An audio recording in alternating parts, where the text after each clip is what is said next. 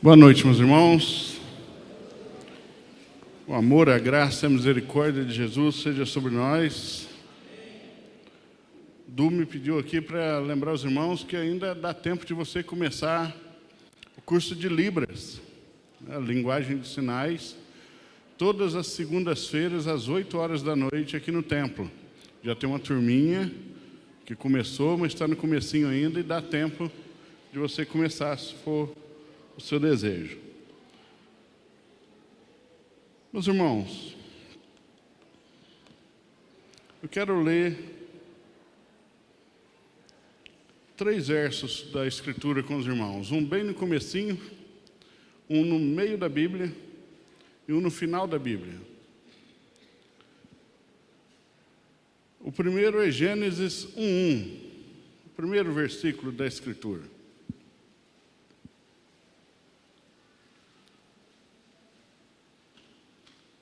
A palavra do nosso Deus começa com essa pequena frase. No princípio criou Deus os céus e a terra. O outro verso está no Salmo 135, versículo 6. O Senhor faz tudo o que lhe agrada, nos céus e na terra, nos mares e em todas as suas profundezas. E o terceiro é Apocalipse 4:11. Tu, Senhor e Deus nosso, és digno de receber a glória, a honra e o poder, porque criaste todas as coisas e por tua vontade elas existem e foram criadas. Para nós crentes não há nenhuma dúvida, eu acredito, quero crer, que nenhum de nós temos dificuldade com o fato de Deus ser o Criador de todas as coisas. A Bíblia é muito clara do começo ao fim, como fica mostrado aqui. No princípio criou Deus todas as coisas, Ele criou todas as coisas como lhe apraz. E termina dizendo, porque criaste todas as coisas e por tua vontade elas existem e foram criadas. Nada do que existe está fora da vontade de Deus. Em termos de criação, Nada está fora da vontade de Deus. Antes de Gênesis 1:1 existir, Antes de Deus criar céus e terra, lá naquela eternidade passada, era só Deus, só Ele. Só Ele, na plenitude da sua perfeição, desfrutando da alegria da comunhão da Trindade. E mesmo lá, como não existia tempo, é difícil a gente achar uma palavra adequada, A nossa língua não tem uma palavra, um termo que seja realmente adequado para se referir a algum, aqui que teria que ter essa palavra, algum momento antes do tempo. Não existe uma palavra para isso, a gente chama de eternidade passada. Lá na eternidade passada, só Deus,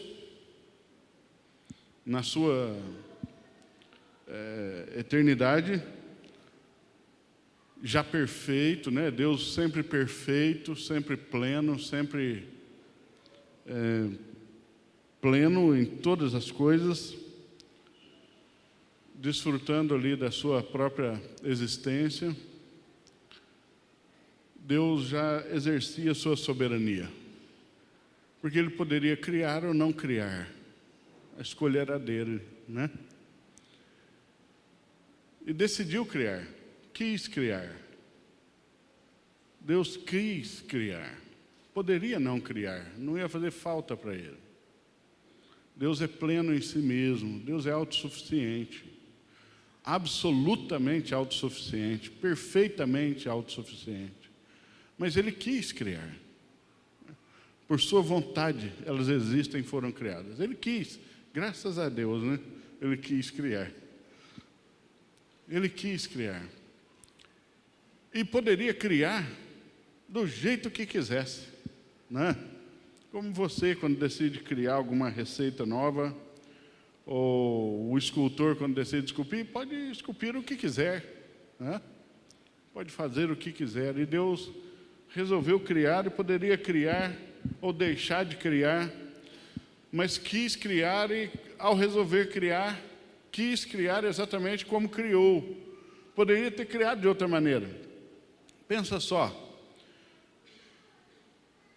Os mais novos aqui estão um pouco mais acostumados com a linguagem de multiverso, aí por causa dos filmes, né? Desse ambiente da cultura de super-heróis aí, mas é como se Deus decidiu criar e poderia criar o que quisesse. Poderia ter feito todo mundo de papel. Todo mundo. Poderia ter criado tudo diferente do que é, mas não. Decidiu criar exatamente como nós temos aí a criação. E não havia ninguém para questionar ou resistir, ou se opor, ou mesmo ajudar, ou mesmo aconselhar Deus na criação, né? Tudo Ele fez como lhe agrada. A ideia é dele, o design é dele, a ação criadora é dele, o colorido é dele, as formas são dele, as leis naturais são dele. Ele criou o losango, o círculo, o pi, o quadrado, o retângulo, o trapézio. As formas são dele. Ele criou as medidas, ele criou todas as coisas. Poderia ter criado o mundo, ou mundos, de maneiras tão inimagináveis que seria uma loucura a gente tentar imaginar as possibilidades. Mas Deus criou como criou, e essa foi a sua vontade. Essa é a sua vontade. Deus criou o macrocosmos, o cosmos na sua dimensão maior, no seu todo. Deus criou o microcosmos, né? As coisas mais tão pequenas que o nosso olho humano só descobriu há pouco tempo por causa da evolução científica e de instrumentos que nos permitiram saber da sua existência. Deus criou, como diz Paulo, coisas visíveis e invisíveis, usando essas palavras tanto em termos espirituais quanto em termos naturais, visíveis e invisíveis, né? O ar é invisível. E o submundo quântico, atômico, micro, ele é invisível, né? Tanto nesse sentido. Coisas grandes e pequenas, de todas as formas, constituições, ele criou. Ele criou o serafim para brilhar diante do seu trono em glória. Mas ele mesmo também criou a minhoca, que vive sobre a terra e nenhum olho vê beleza nela. Ele criou todas as coisas, né? Ele criou o curso das galáxias. Todas as galáxias que existem estão em movimentos constantes, todos os planetas, mas criou também o elétron, o nêutron, o próton, os átomos, os elementos da tabela periódica. Tabela periódica, que lindo, né? Se você não vê a glória de Deus na tabela periódica, você ainda não se converteu. Pegue uma tabela periódica que chegar em casa hoje. Se você nem sabe o que eu estou falando, você fugiu da escola, né? Pega a tabela periódica e veja como Deus é criativo, como Deus é poderoso na sua glória criativa. Ele criou as galáxias, cada uma delas. Existem galáxias incontáveis no universo. Cada uma com suas formas. Há galáxias elípticas, há galáxias espirais, galáxias irregulares, de todos os modos, a maioria delas, né, uma galáxia é um conjunto de astros e presos por uma força gravitacional, geralmente com um buraco negro no meio, como é o caso da nossa. Vários buracos negros estão no centro da nossa galáxia, da Via Láctea, né? Deus criou cada uma delas. Galáxias de todas as cores. Se você pegar algumas fotos aí do telescópio Hubble na internet, você vai ficar espantado. Galáxias de todos os tipos e cores. Algumas acinzentadas, outras embranquecidas, como a nossa, por isso ela ganhou o nome de Via Láctea, né? Porque ela parece um leite derramado. Galáxias cor-de-rosa, galáxias azuladas. Extraordinário. Extraordinário. Ele criou tudo isso. Criou os planetas, as estrelas, os sóis, as luas. Só Júpiter tem cerca de 75 luas. Só Júpiter. São 75 luas em Júpiter. Ele criou tudo isso. Ele criou cada um dessas coisas, cada um desses elementos com a sua glória. Em 1 Coríntios 15, 41, a Escritura diz o seguinte: Tu, Senhor Deus, um é o esplendor do sol, outro o da lua, e outro das estrelas. Mas até mesmo entre as estrelas, cada uma difere em esplendor umas das outras. Cada uma tem a sua glória, o seu brilho, a sua intensidade, a sua forma. E numa galáxia como a nossa existem trilhões de estrelas. Numa galáxia. Então você começa a pensar nesse Deus que criou tudo isso, na mente desse Deus. Quando o apóstolo diz quão insondáveis, né? Quão insondáveis são os teus propósitos, é porque a mente de Deus é realmente absurdamente insondável na sua grandeza. Mas vamos sair de lá, vamos aqui para a Terra, né? Vamos para a Terra. Veja só para você ter uma ideia antes da gente sair de lá. A Terra é muito grande, né? Não, ela não é. Ela é quase nada quando você pensa em termos de cosmos. A Terra não é nem o maior planeta do Sistema Solar. São quantos planetas no Sistema Solar? Se você estudou na minha época, você gritaria 9. Mas depois Plutão foi desclassificado, né? Aí ficaram 8. Plutão não é mais considerado planeta. Ele não é nem o maior dos 8. Está longe de ser o maior dos 8. O maior dos 8 é Júpiter. Júpiter é 218 vezes maior do que a Terra. 218 vezes maior do que a Terra. Mas Júpiter é um grão de areia perto do Sol. Mas o nosso Sol, perto da Stephenson 2,18, que é a maior estrela conhecida, ele é o grão de areia. Stephenson 2,18, se colocasse ela no lugar do Sol, ela engoliria tudo até Júpiter. Agora você imagina a mente por trás da criação disso. Quão poderosa é a boca que trouxe isso à existência só com a sua palavra. A gente vem para cá, vem para a Terra. 2/3 do nosso planeta é coberto de água. Portanto, em termos de utilidade humana, inúteis para nós, né? Porque a maior parte dessa terra seca é imprópria para agricultura ou para habitação humana. Não dá para morar na maior parte dessa terra seca, né? Ele criou pântanos, geleiras, desertos, não apenas aqueles campos lindos que você vê naqueles videozinhos da Suíça, né? Não, ele criou de tudo. Algumas regiões são ricas em recursos, outras extremamente pobres, outras estéreis.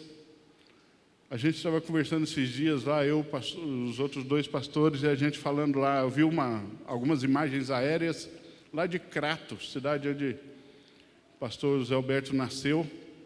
A minha imagem, quando falavam, era uma, mas quando eu vi a imagem aérea, ela é outra, né? Mas mesmo assim você vê diferença na vegetação, né? A gente é acostumado aqui com Mata Atlântica, lá uma vegetação mais embora lá é exuberante, bonito lá, mas é muito diferente, né, na Terra. Você olha para os animais, para a fauna. Se você pegar, para dar uma pensada, só parar para pensar na fauna terrestre, eu digo de planeta Terra, né? Não apenas da Terra, é impressionante. Os tipos de peixe, quantos tipos de peixe existem? Todo tipo, tamanho, modo, né? Crustáceos, animais marinhos, a quantidade, a variedade de animais. Dentre os vertebrados, né? Você tem répteis, anfíbios, mamíferos, de todo tipo. Tartaruga, jabuti, cágado. Sabe a diferença entre os três ou não? Estudar biologia, química, como eu estou tentando deixar claro para vocês, é estudar a glória de Deus. A tartaruga só existe no mar. Tartaruga é só a marinha. Andou na terra não é a tartaruga. Na terra é o jabuti.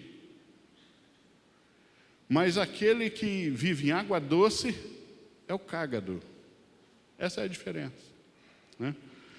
Você tem leão, você tem lobo, ovelha, rato, gorila, esquilo, tatu, rinoceronte, crocodilo, víbora, sapo, elefante.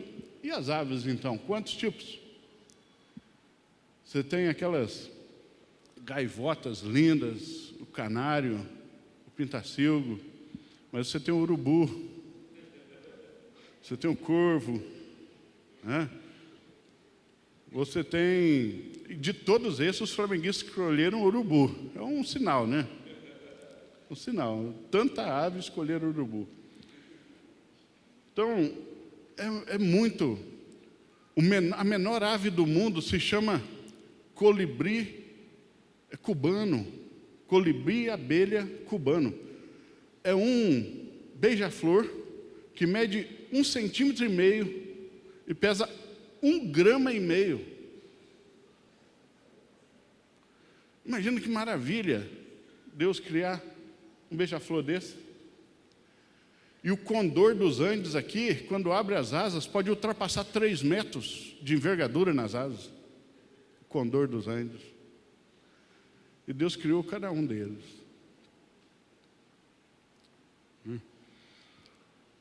Você vai para os invertebrados, você tem no mar, então, a variedade, o colorido é tanto que você fica espantado, né? A gente é mineiro, a gente não tem muito contato. Mas quando a gente vê aqueles programas e aqueles documentários, aqueles incrédulos que fazem esses documentários, eles dão glória a Deus e não sabem disso.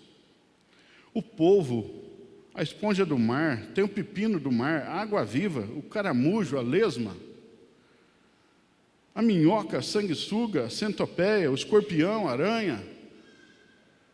É uma infinitude de coisa. Quando você vem para o reino dos insetos, a estimativa dos biólogos é que existem, só para descobrir, para ser catalogado, mais de 10 milhões de espécies de insetos, para ser descobertas, para ser catalogadas. Os insetos são os mais numerosos da Terra, né? Gafanhoto, barata, besouro, mosca, pulga, mariposa, borboleta, carrapato, ácaro, percevejo, cigarra para cantar no seu ouvido, grilo, formiga, abelha, libélula, alguns lindos, outros feios que dói, alguns fazem bem, outros fazem muito mal. Todos Deus criou. Se eu pedisse para você inventar um animal, invente um animal, do nada, você teria dificuldade. Você teria que partir de elementos pré-existentes, né? Misturar elementos. Chifre já existe. Você tem que... E Deus criou tudo isso do nada. Imagina a criatividade desse Deus, o tamanho da capacidade desse Deus, a mente desse Deus. O quão esse Deus é inteligente, criativo, mas principalmente poderoso para criar isso tudo, né? A flora, milhares de espécies de plantas, árvores do tamanho de um carvalho, algumas que tem que juntar 30 homens e não conseguem abraçar seu caule. E outras como a samambaia lá da irmã Geralda, frágil que não pode nem pegar vento, né? Você tem rasteiras, arbustos, algumas dão flores. E pensa nas flores, a delicadeza de uma flor.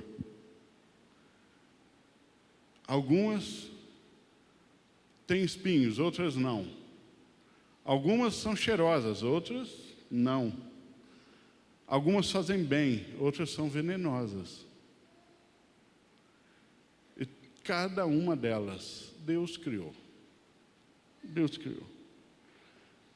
Vamos sair da terra de novo. Vamos para o céu. Olha as hostes celestiais. Deus criou os serafins. Esses nós sabemos que eles têm 6 asas, a Bíblia diz, né? Mas também criou os querubins. E também criou o arcanjo, pelo menos fala dele sempre no singular, eu creio que há um só arcanjo, o Miguel. Mas há outros seres e anjos no céu, que a Bíblia não trata por nome, né? Seres, quando você lê Apocalipse, o céu povoado de seres completamente fantásticos, absolutamente extraordinários. Os 24 anciãos, as visões de Ezequiel, como são terríveis, né? Dos seres celestiais. E há graus de poder e glória entre os anjos, com funções diferentes, parece que ocupações diferentes, principados, potestades, e até entre os seres humanos. Olha para o lado aí, não precisa falar nada não, só olha. Quão diferente nós somos, né? Raças diferentes, jeito diferente, formato diferente, né? Gente, que criatividade de Deus, que poder tem esse Deus, né? Dentro de uma família, alguns são dotados com beleza, outros não. Dentro de uma mesma família, há gêmeos em que um sai bonito e o outro não, né? Gêmeos. Você sabia que o Vin Diesel tem um irmão gêmeo? Procura ver o irmão gêmeo do Vin Diesel. É o irmão querosene, é o Vin querosene, porque não herdou a mesma graça do Diesel. O Ashton Kutcher é gêmeo, e o gêmeo é muito diferente dele. É impressionante como pode, dentro de uma família, que é o microcosmos, né, de toda a humanidade, você tem, uns nascem dotados de grande capacidade intelectual, outros não. Alguns dotados de grande vigor físico, outros não. Olha Davi no meio dos irmãos. Impressionante. E a todos Deus fez. A criatividade de Deus é incrível. Pensar nisso deixa a gente maravilhado, dá a gente um pequeno vislumbre da grandeza de Deus. Nós, seres humanos, quase 9 bilhões de seres humanos hoje no planeta Terra, vivos, não há uma retina igual a outra, não há uma impressão digital igual a outra. Extraordinário. Esse é o meu Deus. Grandioso, poderoso, para criar impressões digitais e retinas completamente diferentes. Não 9 bilhões de modelos. Cada ser humano que já passou por aqui tinha uma retina diferente. Uma impressão digital diferente. Glorioso demais.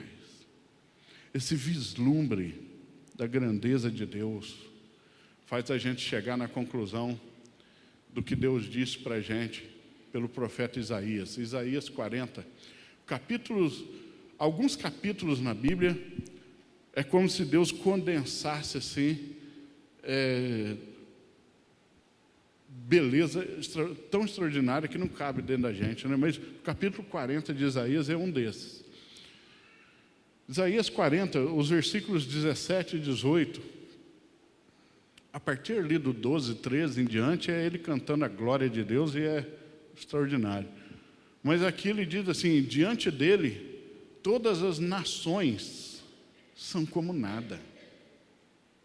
Todas as nações, não é uma nação, não é só os Estados Unidos e a Rússia, todas as nações são como nada. Para ele, são sem valor e menos que nada. Com quem vocês compararão Deus? Como poderão representá-lo? Deixa esse verso aí. Com quem a gente vai comparar o Deus que diz que chama cada estrela do universo pelo nome? Olha, pensa na mente desse Deus. Na mente desse Deus. Eu acho interessante. Eventualmente, algumas pessoas chegam e falam assim: você é inteligente. Eu falo: você não sabe o que é inteligência. Eu não sou capaz de pintar um quadro. Eu não tenho uma veia artística no meu corpo. E como eu queria ter. Porque eu sou um admirador das artes e de todas elas, eu sou um entusiasta das artes. Mas eu não tenho um fio de cabelo meu capaz de vibrar uma nota musical, de pintar dar uma pincelada direito. Agora ele só não é um pintor, ele criou as cores. Eu não sou inteligente. Inteligente é o meu Deus. Inteligente é Jesus.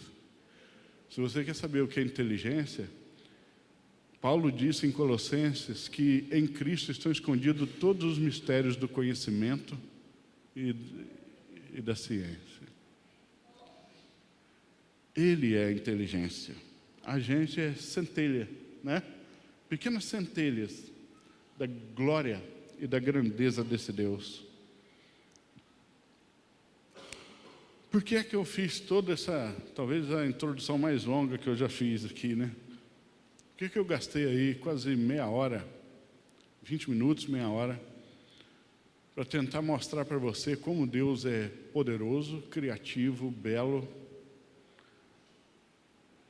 magnífico, esplendoroso, grande, eterno, infinito, majestoso. Porque a gente precisa saber em quem tem crido. A gente precisa se lembrar do tamanho da mente desse Deus. Porque nos momentos mais difíceis, na doença, na escassez financeira, nas angústias da nossa alma, nas tristezas do luto, e em qualquer situação, mesmo nas alegres, mas principalmente nas tristes, né?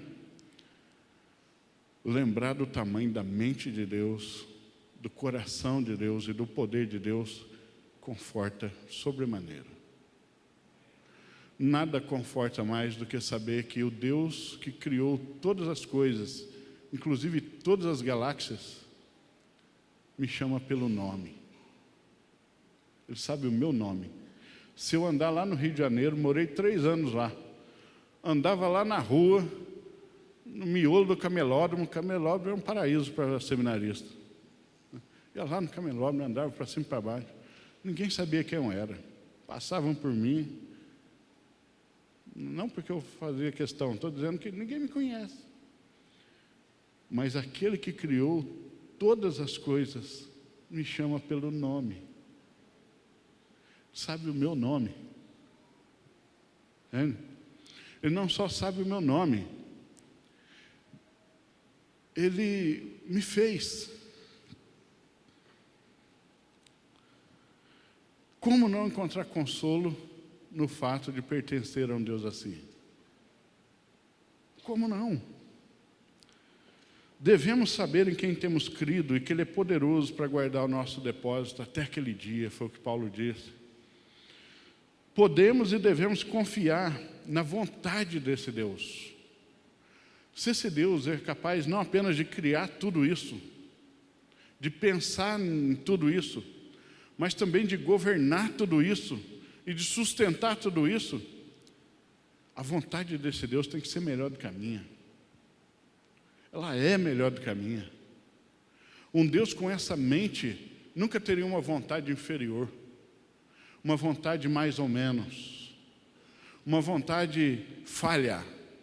A vontade dele pode ser confiada. Eu dei o título a essa mensagem de por que é seguro confiar e descansar em Deus. Pode confiar e descansar na vontade desse Deus. Devemos descansar na sua vontade revelada na Escritura, pois Ele é esse Deus. Não existiria uma Bíblia melhor do que essa. Se tentarem reescrever a Bíblia, vão estragar. Ninguém compete com a mente desse Deus. Quem vai aconselhar Deus a fazer reformas na Escritura? Quem vai pôr corretivo na palavra do Deus que criou Stephenson 2,18? Que conselho eu tenho para dar para o Deus que fez a Marília, que fez a Cida, que fez a Debinha? Eu não tenho conselho nenhum para dar para Ele. Só me resta me encurvar diante dEle, me prostrar diante dEle e me erguer saltitante diante dEle, em louvor pela sua grandeza, sua glória, sua beleza. Eu não tenho mais nada para dar para esse Deus, além de reconhecer isso nele. Quando nossa alma se abate e se perturba dentro de nós, a gente deve insistir com ela. Quando você ficar com a sua alma, parece que está presa dentro de uma mão assim, né? Parece que às vezes parece que tem alguém apertando o coração e a alma da gente. Fique bravo com a sua alma. Converse com a sua alma. Porque era isso que os salmistas faziam. Aquieta-te, minha alma. Eles falavam com a própria alma. Eles traziam à memória o que dá esperança. Quando a sua alma se perturbar dentro de você, insista com ela até que ela se lembre em quem ela encontra descanso e refúgio. Põe o Salmo 42, versículos 5 e 6. Porque você está assim tão triste, ó minha alma? Por que está assim tão perturbada dentro de mim? Põe a sua esperança em Deus, pois ainda o louvarei. Ele é o meu Salvador e o meu Deus. A minha alma está profundamente triste, por isso de ti me lembro, desde a terra do Jordão, das alturas do Hermon, desde o monte Mizar. Faz a tua alma se lembrar de quem é Deus. Lê a Escritura até você se lembrar de novo. Faz a tua alma se lembrar em quem você tem crido a alma. Não te espantes, nem te atemorize. Descansa em Deus. Às vezes é necessário a gente gritar com a gente mesmo: aquieta-te e lembra que Ele é Deus. Como diz o Salmo 46, verso 10. Quando o nosso coração estremece, se entristece, por motivos dignos e justos, outras vezes não, devemos buscar socorro e auxílio no Senhor que fez os céus e a terra. O Salmo 13, verso 2, ele diz assim: até quando terei inquietações e tristeza no coração, dia após dia? Até quando o meu inimigo triunfará sobre mim? É o salmista olhando para dentro de si. Os versículos 5 e 6.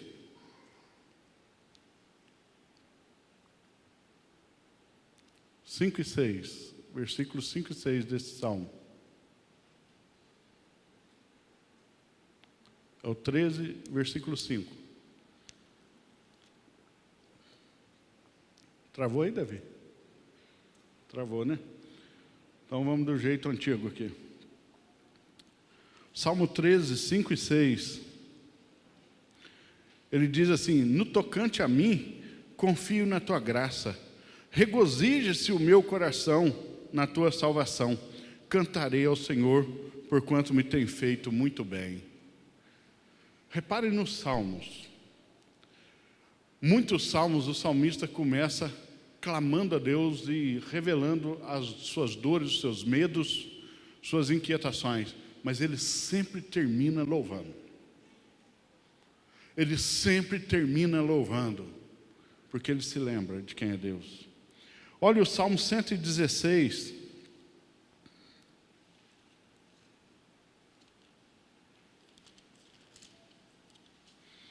O Salmo 116, versículos 3 a 5.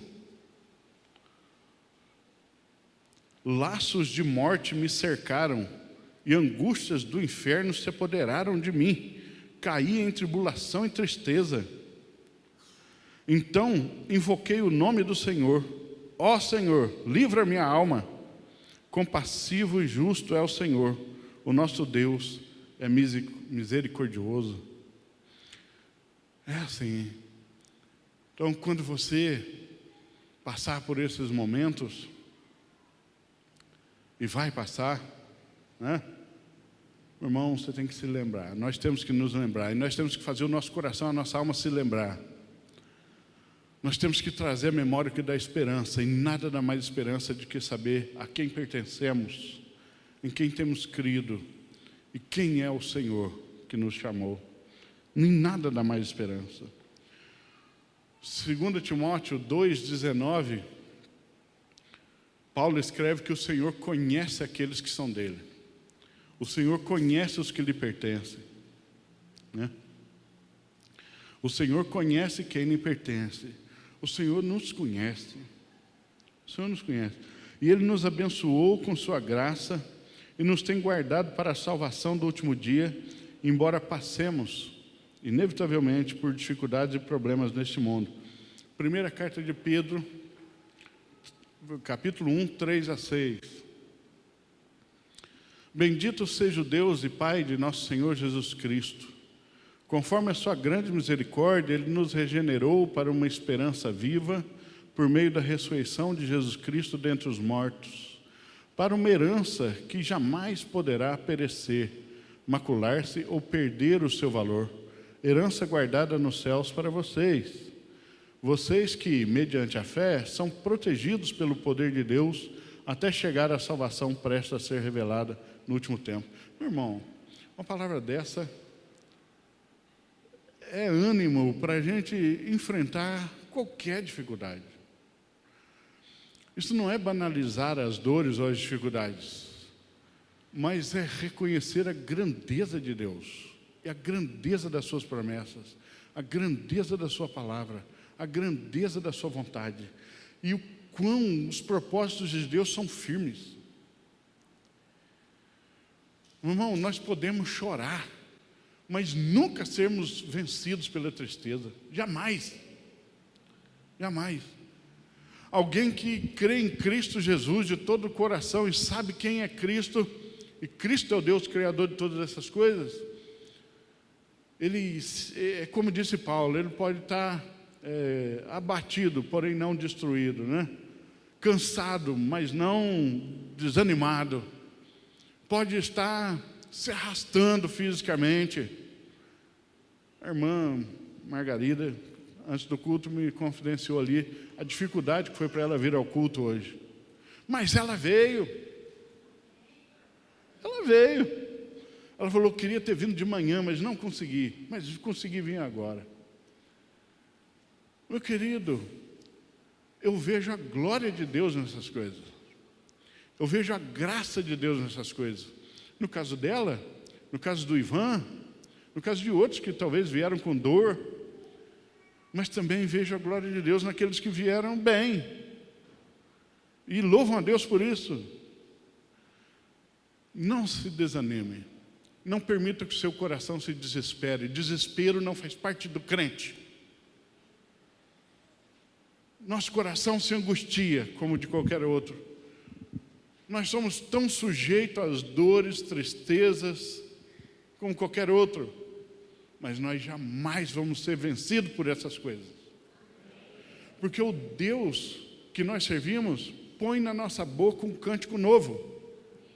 Ele diz: abre a tua boca e eu a encherei de louvores, diz o Salmo.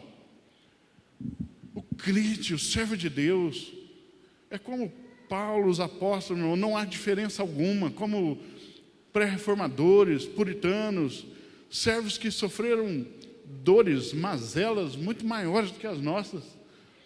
E por que não desanimavam? Porque olhavam para onde tinham que olhar. Eles olhavam para Cristo e jamais desanimaram. John Owen é chamado de o teólogo dos puritanos. A mente que é uma coisa assim, fora do comum, do tamanho da Éfeso 2,18, a mente dele. Eu tenho dificuldade de ler os livros do Owen. A linguagem, o raciocínio dele é tão rápido, mesmo lendo, que eu não consigo acompanhar. Eu tenho que ler as mesmas páginas várias vezes. E quando você consegue entender o que ele disse, você se maravilha de tal maneira que não é escritura. Mas destila escritura. Owen teve 12 filhos. 11 morreram na infância. 11. Aqueles tempos era mais comum, né? Morte infantil. Mas perder 11 crianças. E esse homem escreve um tratado sobre alegria e contentamento em Cristo? Como isso é possível? Não é por causa do Owen, nem dos 11, nem da esposa.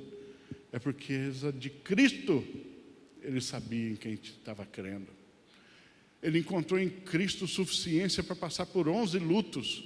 Lutos que não passam, lutos de filho não passam.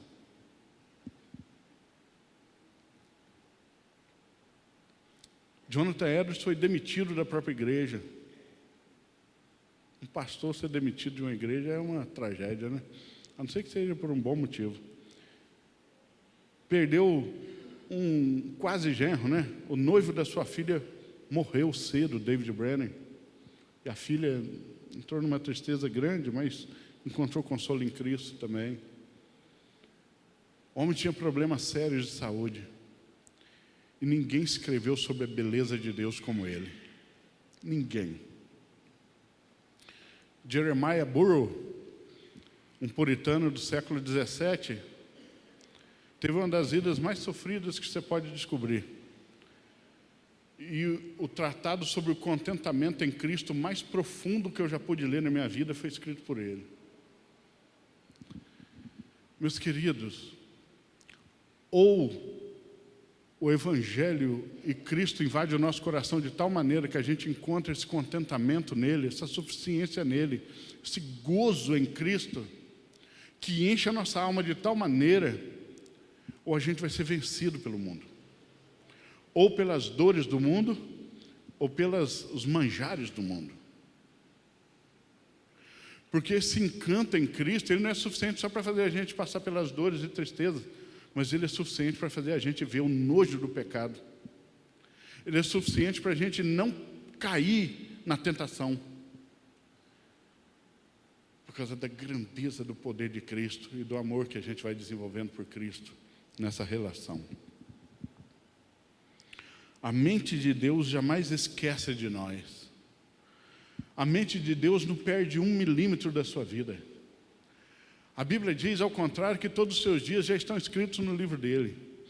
Não pense por um momento em que Cristo não te ama. E que Cristo não dá conta do teu problema. E que Cristo não conhece o limite, os seus limites. Ou que Cristo desconhece a sua dor. Ou que Cristo não sabe o que é sofrer. Ninguém sabe isso melhor do que Ele. Descansa o teu coração em Cristo. Aquieta a tua alma. Encontra alegria, consolo e contentamento nele. Ou nós vamos perecer, eventualmente. Seja pela dor, seja pela abastança, vamos nos encantar com os bens deste mundo, com alguma coisa. Se você não se encantar e não eu vou usar o termo bíblico, né, que é melhor, não se deleitar em Deus, você vai se deleitar em qualquer coisa que não seja Deus. E se você se deleitar em qualquer coisa que não seja Deus, você idolatra. Eu não estou falando do deleite natural, da família, né? Estou dizendo que se essa força motriz da sua alma não for Cristo, algo vai ocupar esse lugar. Seja o dinheiro, seja poder, seja beleza, seja pecado. E às vezes até uma coisa que é lícita em si mesma, família, trabalho, alguma coisa vai ocupar esse lugar. Só que essas coisas, mesmo as lícitas, são insuficientes para te fazer feliz, sozinhas. Elas fazem parte da nossa felicidade, mas elas não nos fazem feliz. Cristo pode te fazer feliz, só Cristo. Só Cristo enche o nosso coração. A gente aprende desde cedo na fé o seguinte: há um vazio no coração do homem do tamanho de Deus, não é? Mas a gente se esquece disso depois e passa a tentar preenchê-lo com outras coisas. Não, não esqueça disso não, é só Deus mesmo. Se apega a Deus. Conheça esse Deus. Se renda a esse Deus. Desfrute desse Deus. Se maravilhe com esse Deus. Se encante com esse Deus. Porque se Cristo não te encantar,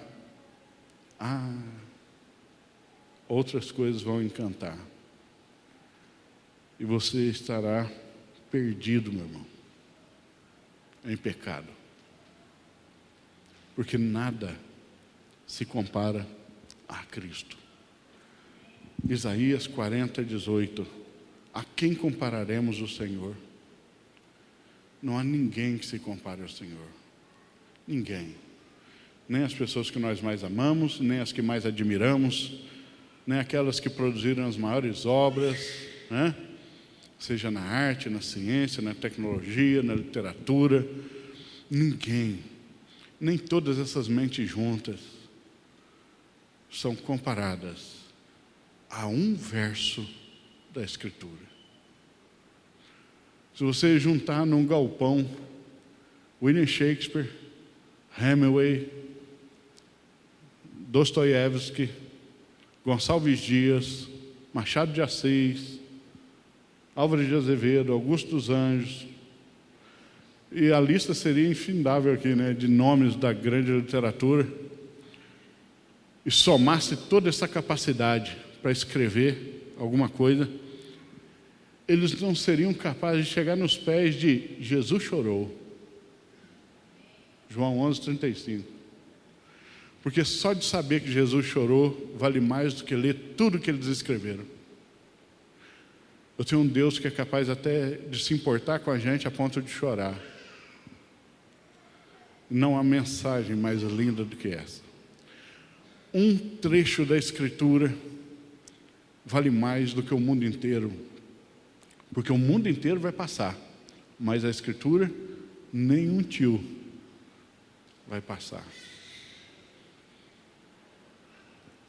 5 minutos com Cristo, seja em oração propriamente dita, seja em louvor, seja em reflexão, seja em contemplação, meditação,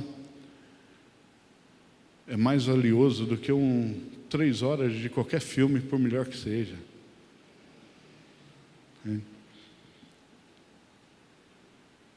E a gente precisa dessa compreensão.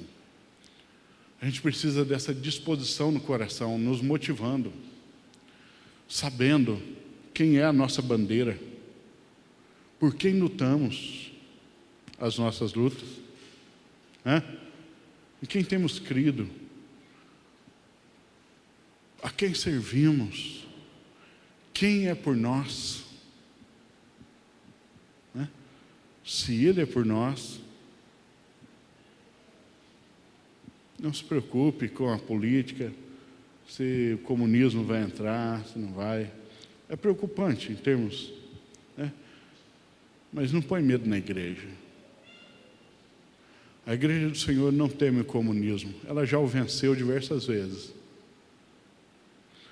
Não tema quem vai sentar numa cadeira presidencial, faça o seu papel de cidadania, mas não tema independente de quem sentar lá, o meu Senhor não perde o controle de nenhum pingo de tinta da caneta dele, porque o coração do rei é como os ribeiros de águas na mão do Senhor. Ele guia para onde quer, diz Provérbios 21:1.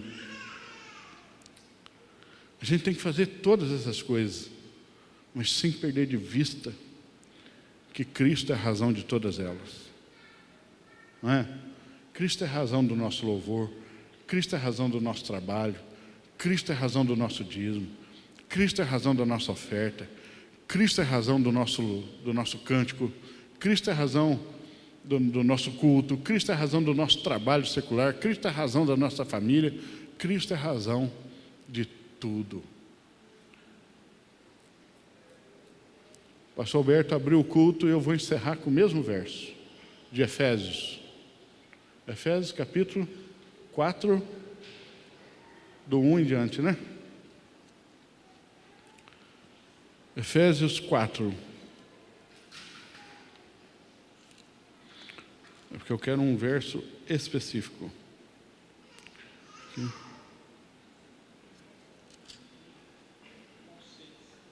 Isso. Olha só, do 4 em diante. Efésios 4, 4 ao 6. Ele diz assim: há um só corpo e um só Espírito, assim como a esperança para a qual vocês foram chamados é uma só. Há um só Senhor, uma só fé, um só batismo, um só Deus e Pai de todos os crentes, óbvio, né? Não é Pai de todos, nós sabemos disso. Que é sobre todos, por meio de todos e em todos. Se você se lembrar disso, a tristeza não alcança o seu coração com domínio sobre você. Nunca vai te dominar. Se você se lembrar dessas coisas. Que nós pertencemos a um Deus. Nós temos alguém por nós. Nós não estamos às traças. Você não está às traças. Você tem um Deus e uma igreja. Amém? Vamos orar? Senhor, louvamos o Senhor. Louvamos a Ti. Em primeiro lugar, ó Deus, eu Te louvo pela existência e excelência da Escritura. Ah, Deus, cada parte dela. Algumas eu ainda não as compreendo bem. Algumas me assustam, outras me espantam. Mas, Senhor, como eu a amo, como eu me encanto com ela. Senhor, esta palavra, ela mudou a minha vida. E ela é o poder de Deus para mudar a vida de todo aquele que crê. Porque, ó Deus, muitos de nós têm desconfiado disso. Desconfiado, ó Deus, que nela há suficiência para nosso aperfeiçoamento. Para nos tornarmos perfeitos e perfeitamente habilitados para toda boa obra. Porque desconfiamos da Tua vontade, ó Deus, como se o Senhor não conseguisse entender a nossa carência sexual, nossa carência amorosa, nossa carência financeira. Ó Deus, como miserável é esse pensamento. Como é miserável porque ele tenta rebaixar o Senhor ao nosso nível. O Senhor não é assim. O Senhor conhece todas as coisas. O Senhor esquadrinha o nosso coração, sonda e conhece o nosso ser, sabe exatamente quando nos assentamos e nos levantamos, conhece a nossa palavra antes que ela chegue à língua. Esse é o Senhor. Porque tememos confiar na Tua vontade, na Tua palavra, nos Teus mandamentos, nos Teus juízos, nos Teus decretos, quando eles são fruto da mente que criou todas essas coisas tão incríveis, tão encantadoras, tão belas e tão ajustadas. Ah, Senhor, enche o nosso coração de fé e tira, Deus, as escamas dos olhos para a gente compreender essa beleza, toda essa grandeza, de maneira que ela invada o nosso coração, Deus, e produza toda essa alegria que a Escritura diz que devemos ter e desfrutar. Alegria indizível e cheia de glória, como disse Pedro. E uma paz que excede o entendimento, que o mundo não entende e realmente jamais entenderá. Santo de Israel, tem misericórdia de nós. Perdoa, Deus, quando buscamos conforto, e propósito em qualquer coisa que não seja o Senhor e a tua vontade para nós. Ajusta o nosso coração, os nossos olhos, e ajuda a gente, ó Deus, a educar a nossa alma, que ainda é reminada muitas vezes, para que ela se aquiete diante da tua divindade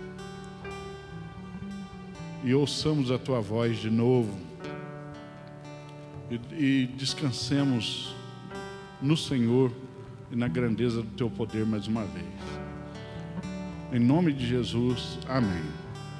Que Deus te